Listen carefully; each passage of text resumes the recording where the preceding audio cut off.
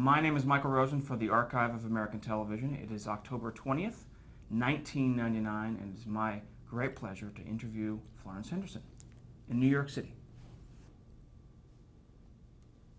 Okay, we're started. Finally. Let's get a couple items out of the way. We want to talk about 15 minutes about some early information. For example, what was your name at birth? My name at birth? You want the whole thing? Whole thing. I don't know if I want you to know that. Florence Agnes Henderson.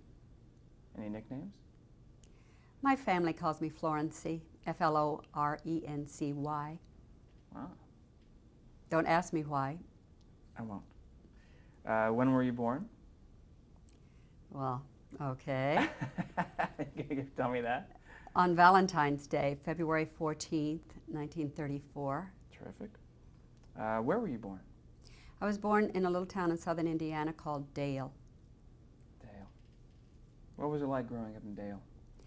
Well, I only stayed in Dale till I was almost 4 years of age, but I do remember moving from there to another booming metropolis called Rockport. I think the population of Dale at that time was about 700, and Rockport was 2,400, and I think Rockport is still 2,400.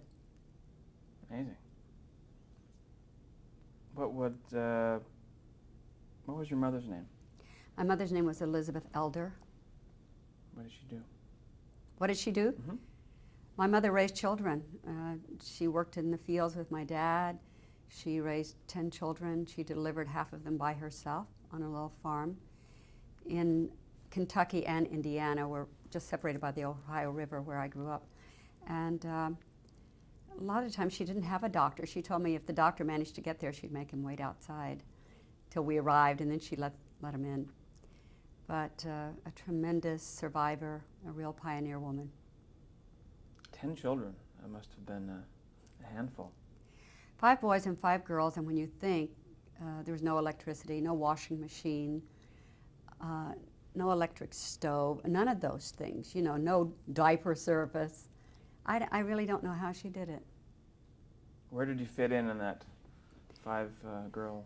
I'm the youngest of the 10. My father married for the first and only time at age 47, and then he had 10 children, and I was the 10th. So I was born when he was about 67 years of age. Amazing. Did your family feel the effects of the Depression? Oh, yes.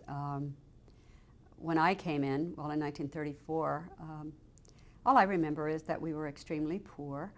Sometimes we didn't have shoes or warm clothes or things like that to wear. And we got very severe winters down there in southern Indiana and Kentucky, and very hot, humid summers.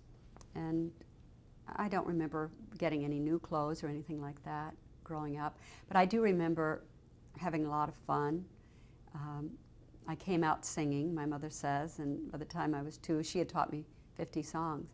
And I think music was really part of my salvation. What kind of songs were they? Mostly country songs, folk songs, that kind of thing, because that's the only kind of music they knew. And then when I was about 9 years old, I went to a school that the Benedictine nuns taught, and they discovered that I had this voice. I was a little tiny thing with this great big voice, and so they decided to put me in the big choir. I couldn't even see over the choir loft, but I learned to sing 4-part Latin masses and sight-read Gregorian chant at a very young age, and it was really the best vocal training I could ever have asked for.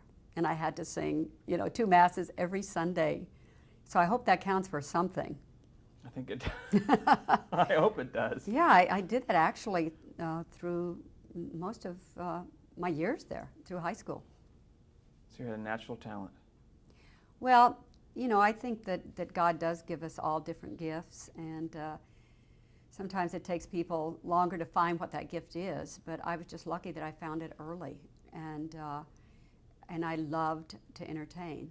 I love to make people smile. I love to make them feel something, and I've never lost that desire, really. As you were growing up, did you sing with an instrument? Not really. My mother, had she ever had the opportunity to study, would have been wonderful because she played the piano by ear. She could play the guitar. She also played a Jew's harp, which our pastor, Father Brown, I was telling him about my mother playing this instrument, and I think they thought it was a harp, and they asked if she might like to come and, play in the church, and of course, when they found out it was a Jew's harp, they weren't so eager to have her at Mass. Describe a Jew's harp. It's a little thing that ning, ning, ning, ning, makes that kind of sound. It's not the most attractive thing in the world. But she was good at it. Yeah, absolutely. What about the Latin pieces? I mean, did you just know how to look at a sheet of paper and learn the music and learn the words? Well, we had some wonderful teachers. Sister Mary William was one of my teachers, and they just taught you, the notes, if they go up or they go down. In Gregorian chant, it's kind of in little bunches, but you follow the progression of the notes. And at that time, very strict Catholic family and school and all of that, you learned Latin. I mean, that was just part of Mass. Everyone's, read the Latin parts of the Mass. And so it was just a natural extension of that. It was easy for me. And so therefore, when I later in life studied Italian, that was easy for me because it's so similar. What was your father's name? Joseph. And what did he do? Joseph Henderson. My father was a struggling farmer most of his life, sharecropper. Had a very difficult life, I think. He was, in my memory, he was a very caring man, very affectionate, much more so than my mother. One of the only pictures I have of myself as a small child, and I remember this incident. My father, I had on this funny little calico dress, and my father pinned a little button on me, and if you look very closely, it says Roosevelt. But I remember him putting that pin on me, and I had a safety pin up here, and I remember him doing that. That's one of my earliest memories of my father. And he would always make us be on time for Mass. I mean, you could not be late, and then I would be in the choir loft. I would look down, and I would see my daddy coming up the aisle late. So was it with so many kids? Was it a strict household? I mean, were there a lot of rules that you had to go by, or was it more of a creative? When you're, that poor, and when life is such a struggle, when you say creative, I think my mother was very creative musically, and she was great with her hands and things like that. But everybody has something to do, and my mother was very, very tough, a real strict disciplinarian. I was scared to death of her. Even as I got older, my mother could still scare me. But, I suppose in that day and age, they didn't have all the enlightenment they do now. And I think maybe it wasn't so bad. We all turned out pretty well. What traits do you think you inherited from your parents?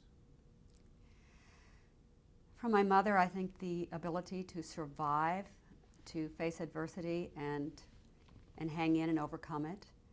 I think from my father, I received tremendous faith and, again, the courage to face adversity and keep going.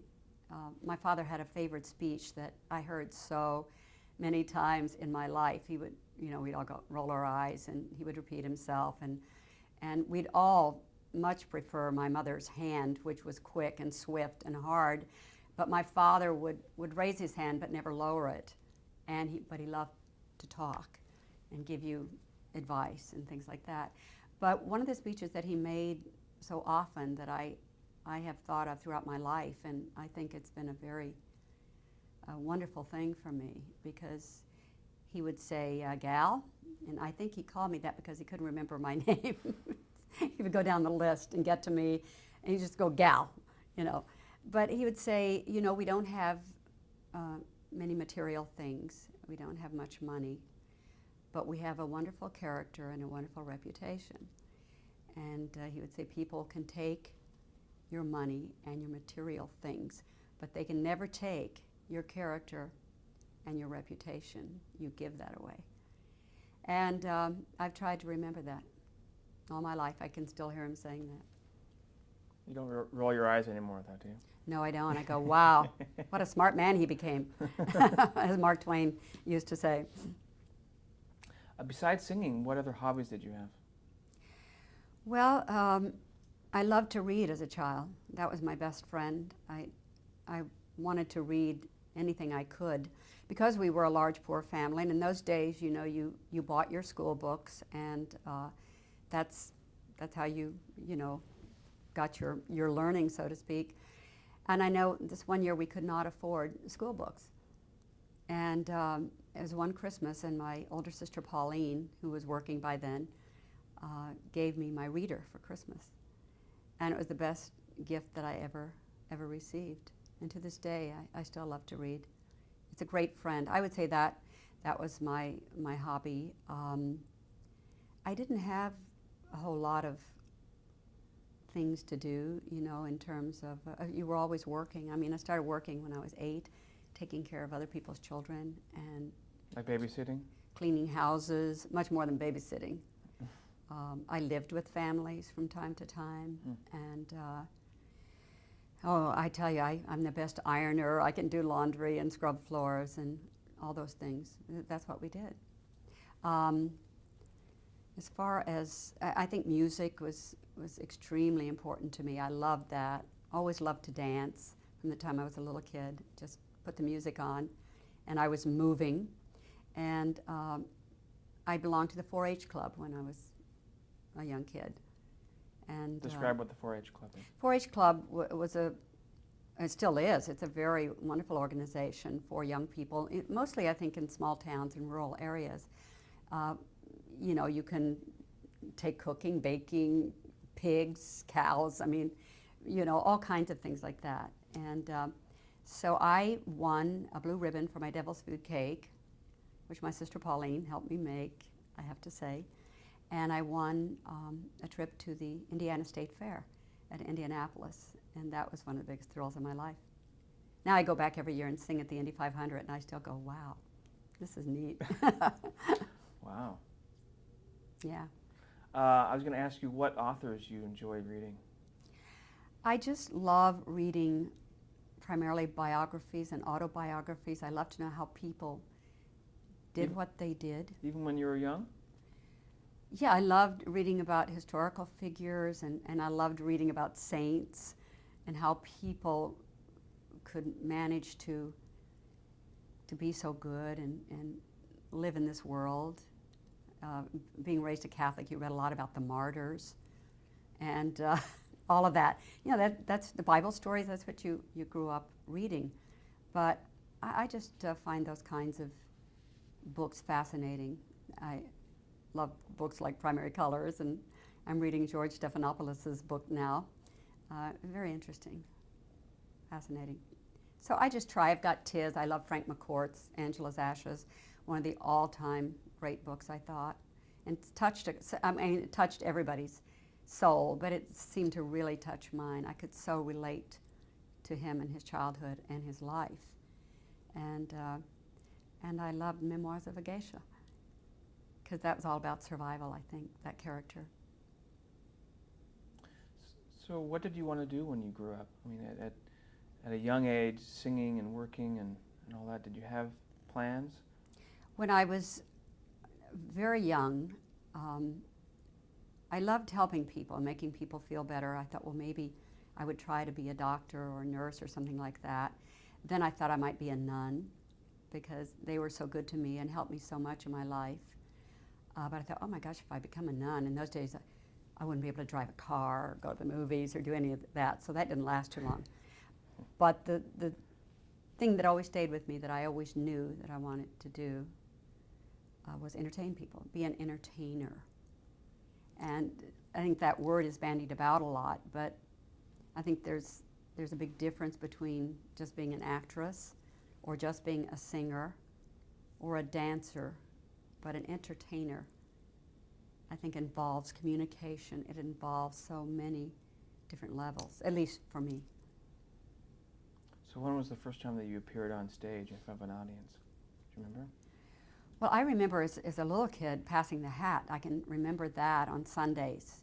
You know, if family or people gathered and they'd have me sing and pass the hat and people would put money in it. I can remember my mother sending me to the grocery store because we didn't have any money, and she'd say, "You go sing." And I would sing and they would give me groceries. And so, in a sense, I've been singing for my supper ever since. It's a very interesting thing. Was there any time that you can remember where you felt afraid to? Can we get that question again? Because she just rubbed it. Oh, I'm sorry. Was Singing for your supper. Mm. We missed that line. well, that's okay. We can. Was there any time where you felt frightened to go out in front of an audience, stage fright? Yes. I felt it a few times as a child, and I think because my mother was so forceful, you know, she would have been an incredible stage mother had she ever, you know, been around the business then. But I think just being forced to do it at times when I didn't feel like it or I was nervous. So, and in my adult life, I experienced it very strongly and had to work very hard to overcome that. What does one do to overcome that? What do you do? Everyone has a different technique.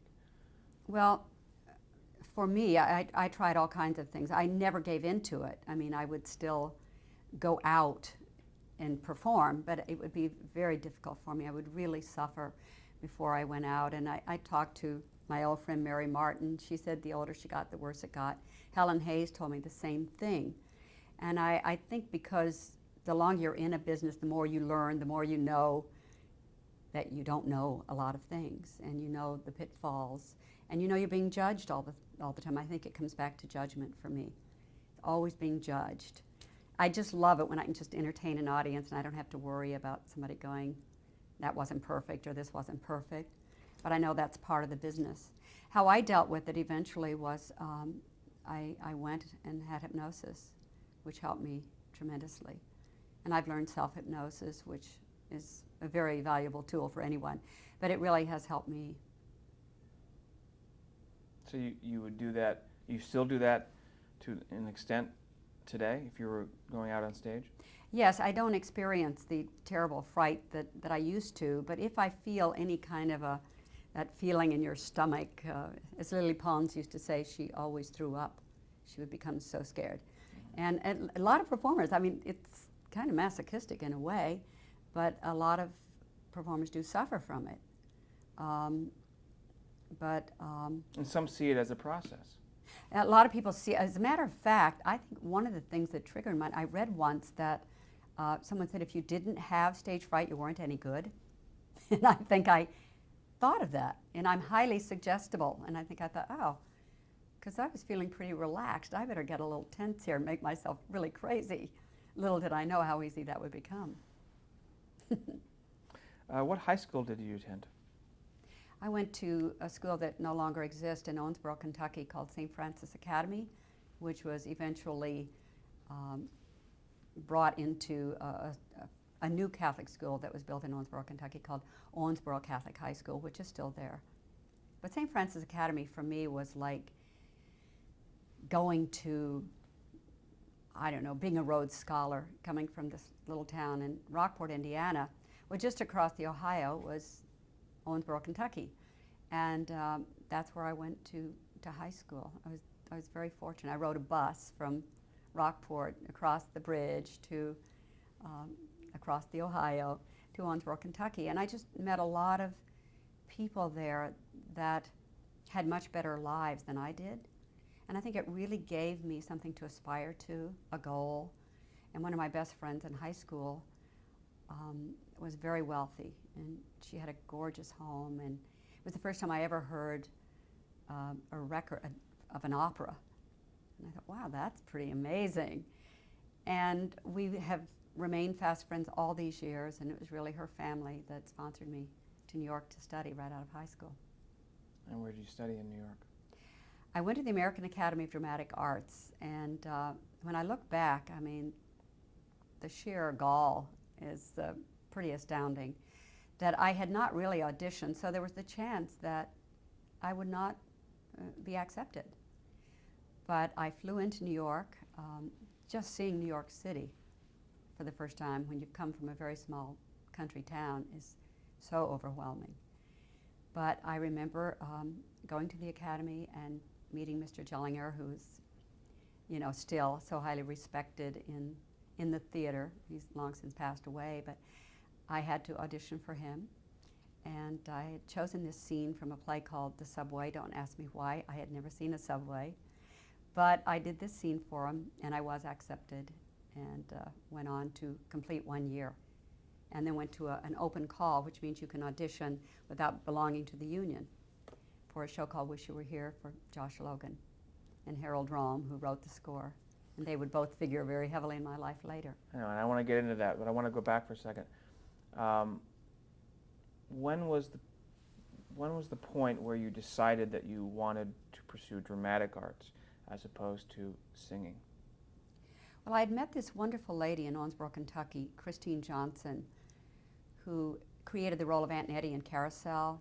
She sang You'll Never Walk Alone and June is Busting Out All Over. And she'd gone back to Owensboro, Kentucky and married her childhood sweetheart. She had sung at the Metropolitan Opera. And when they were thinking about sponsoring me, they took me to sing for her.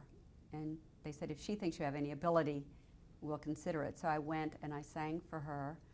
And she was just so incredible to me and so supportive and really kind of talked them into it. And she gave me a few voice lessons, but she felt that because I talked like this and everything was right through my nose and, you know, it was pretty pathetic. And I had so little experience in life, and she just felt that a place like the American Academy would be the best place for me because she felt I had other abilities besides just singing. And so that was kind of how that came about. And she also said that, you know, if you're going to be in this business, you have to go somewhere where the business is. And of course, at that time, and probably still today, it was New York. So how did you transition from being a singer to reading lines as an actress? Well, I never stopped singing. I mean, if there was a play at the Academy that needed music, I was always chosen to sing. I was always singing, constantly. But for me, it was wonderful to learn about acting and to learn a technique, to learn how to study a script, how to, you know, understand a character, and all of that. And in the business then, it was so hard because you were either a singer, you were an actress, you were a dancer. You know, you just didn't do all of these things like today. So many people do it all so extremely well, but in those days you were, you know, one thing and that was it. But I learned early on, I loved doing many, many different things, and I diversified early, belonged to all 5 unions and work in all of them all the time. How could you manage that? I don't know. It's a strange thing, but early in my career I realized that after I discovered television, I thought, wow, this is something. This is a powerful tool here. So I knew that I loved that. I knew I loved singing, and I liked doing concerts. I loved doing stage work. So, you know, we're at AFTRA, SAG, and Equity, and concerts are AGMA, and AFTRA is nightclubs. So I've worked in all of them at a pretty top level and just enjoy them all tremendously. And I think, you know, one of my goals always from the time I was a young kid was longevity in life and in this business. And I think unconsciously I knew that was a way to last a long time. Describe New York, your first impressions as you arrived here in the early 50s. I get a lump in my throat. Well, it was pretty scary for me. You know, I was excited, but I was scared. You know, my family said, be careful, you know, watch out for those men and watch out for these people and, you know, the bad people. And I thought, oh my gosh. But I never really encountered much of that. The first night I stayed at the Barbizon Hotel for Women, which was in the East 60s. And I was just so amazed at the beautiful models and all the women that were there. And I was just really such a hick with these long blonde hair. I didn't even know how to read a menu. I ordered a vegetable plate because I knew what vegetables were. And you know, I got out of there as quickly as I could. They found this wonderful place called the Three Arts Club, which was up on West 85th Street near Riverside Drive, and that's where I wound up staying for that year.